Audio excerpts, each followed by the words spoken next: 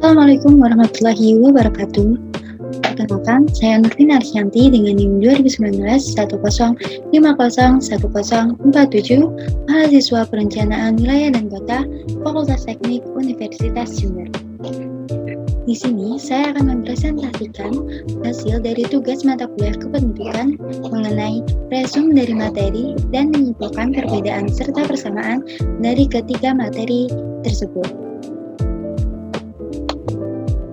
Untuk yang pertama, perbedaan dari ketiga materi tersebut sebagai berikut. Materi pertama, dengan tema pembahasan konsep demografi, tapi menitik beratkan pembahasannya kepada ruang lingkup, manfaat, dan teori-teori dari demografi. Untuk materi yang kedua, mengenai ilmu kependudukan, lebih menitik beratkan materinya kepada ilmu kependudukan sebagai penghubung antara penduduk dengan sistem sosial. Kemudian materi yang ketiga, yaitu geografi penduduk. Pada materi ini pembahasannya lebih mengarah pada aktivitas manusia serta interaksinya dengan ruang ataupun lingkungan. Selanjutnya yaitu mengenai persamaan. Baik konsep demografi, ilmu kependudukan, dan geografi penduduk, ketiganya memiliki kesamaan, yaitu yang pertama, pokok pembahasan mengenai penduduk. Yang kedua, menyertakan pendapat ahli, dan yang ketiga, menyertakan studi kasus sebagai contoh. Kemudian untuk materi yang pertama yaitu konsep demografi. Pada materi ini dijelaskan bahwa demografi mempelajari struktur dan proses penduduk di suatu wilayah. Nah, struktur ini berupa jumlah, persebaran, dan komposisi penduduk yang selalu mengalami perubahan yang disebabkan karena proses demografi. Proses-proses demografi yang dimaksud yaitu kelahiran atau fertilitas, kematian atau mortalitas, dan migrasi penduduk. Manfaat dari belajar demografi yaitu antara lain mempelajari jumlah komposisi dan distribusi penduduk serta perubahan-perubahan di suatu daerah tertentu, menjelaskan pertumbuhan dan mengestimasi pertumbuhan penduduk pada masa yang akan datang. Kemudian, mengembangkan hubungan sebab akibat antara perkembangan penduduk dengan berbagai aspek pembangunan. Yang keempat, mempelajari dan mengantisipasi kemungkinan konsekuensi pertumbuhan penduduk pada masa yang akan datang. Ruang lingkup dari demografi sendiri mencakup berbagai macam ilmu, antaranya psikologi, geografi, sosiologi, ekonomi, kesehatan, serta politik. Karena mencakup banyak ilmu, maka demografi disebut juga sebagai interdisciplinary science. Ya.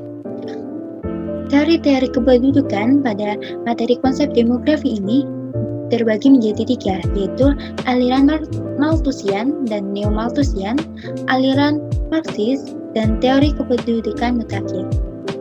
Pada yang aliran pertama yaitu Malthusian dan Neo-Malthusian dibagi lagi menjadi dua aliran, yaitu aliran Malthusian dan aliran Neo-Malthusian. Pada aliran Malthusian, seorang ahli yaitu Thomas Robert Malthus, seorang pendeta Inggris pada tahun 1766 hingga 1834, menyatakan bahwa penduduk itu juga seperti tumbuhan dan binatang. Apabila tidak ada pembatasan, akan mudah berkembang biak dan memenuhi beberapa bagian dari permukaan bumi ini dengan cepat. Kemudian, pada aliran Neo-Malthusian, ditemukan dua ahli yaitu Paul Ardich dengan bukunya The Population Explosion dan Meadow dengan bukunya The Limit of Growth. Aliran ini juga menyokong aliran Malthus, tetapi pada aliran ini dinilai lebih radikal. Pada aliran Marxis, seorang ahli Marx menyebutkan bahwa tekanan dalam suatu negara bukanlah karena bahan pangan, tetapi karena tekanan kesempatan kerja yang tersedia.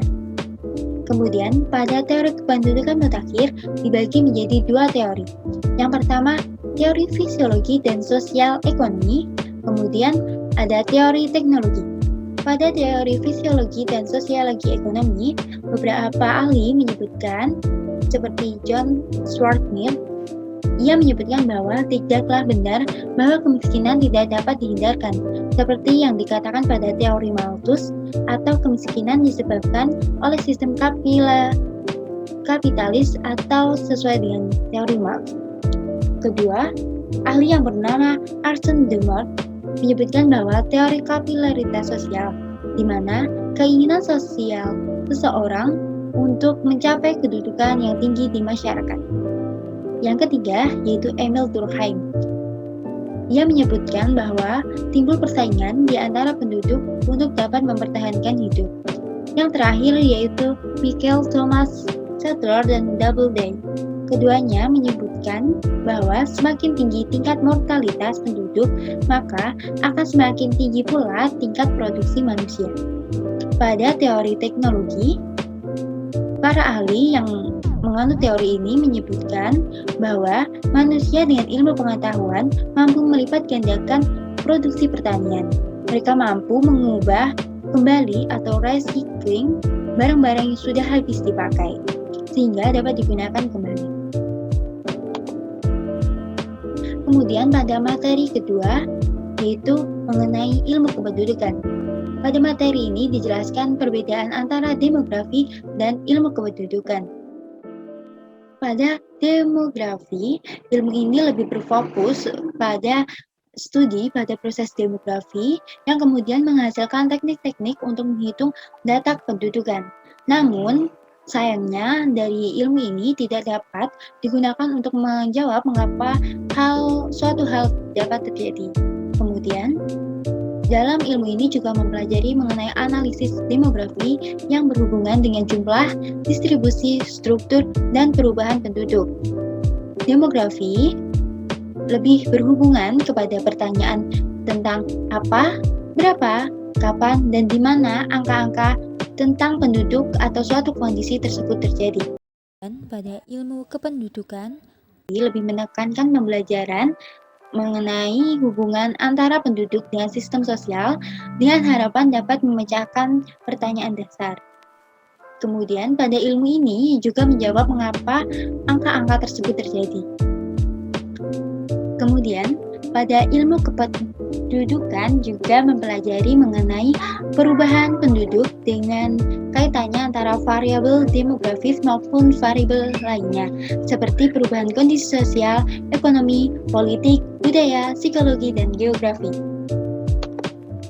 Berikut merupakan contoh dari kaitan demografi dengan variabel-variabelnya dan studi kependudukan dengan variabel-variabelnya. Pada nomor 1 dapat kita lihat bahwa demografi formal atau demografi dengan variabel demografis dan variabel demografis. Jadi, demografi ini hanya bisa dipengaruhi atau pengaruhnya datang dari variabel demografi. Contoh yang pertama yaitu komposisi umur akan mempengaruhi dengan terjadinya tingkat kelahiran. Kemudian, tingkat kelahiran akan mempengaruhi komposisi umur.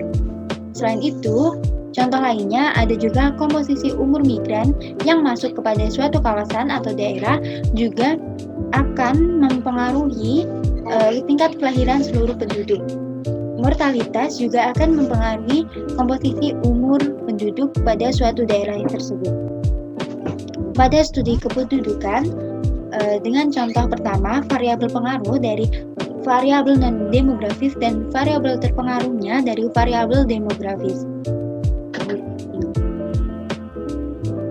Yang pertama, faktor sosiologi seperti kelas sosial dan pendidikan akan mempengaruhi tingkat kelahiran. Hal ini seperti yang terjadi, banyak orang dengan kelas sosial yang tinggi dan pendidikan yang tinggi akan cenderung memiliki jumlah keturunan yang lebih sedikit daripada orang dengan kelas sosial yang lebih rendah dan pendidikan yang lebih rendah. Kemudian, faktor ekonomi juga akan mempengaruhi mengenai migrasi penduduk keluar dan tingkat kematian yang terjadi pada daerah tersebut. Kemudian, contoh yang ketiga mengenai studi kependudukan. Tipe kedua yaitu variabel pengaruhnya berasal dari variabel demografis dan variabel terpengaruhnya berasal dari variabel non-demografis. Pada tingkat kelahiran maka akan mempengaruhi dengan kebutuhan pangan. Jika tingkat kelahiran tinggi, maka otomatis kebutuhan pangan yang terjadi akan tinggi juga. Kemudian migrasi masuk akan menyebabkan kemiskinan. Seperti beberapa hal yang kita temui, misalnya banyak orang berbondong-bondong ke kota, namun karena kekurangan skills dan keterampilan, maka mereka akan mendirikan slum area karena dianggap lebih murah. Selain itu, juga tingkat kematian juga akan mempengaruhi pertumbuhan ekonomi yang terjadi.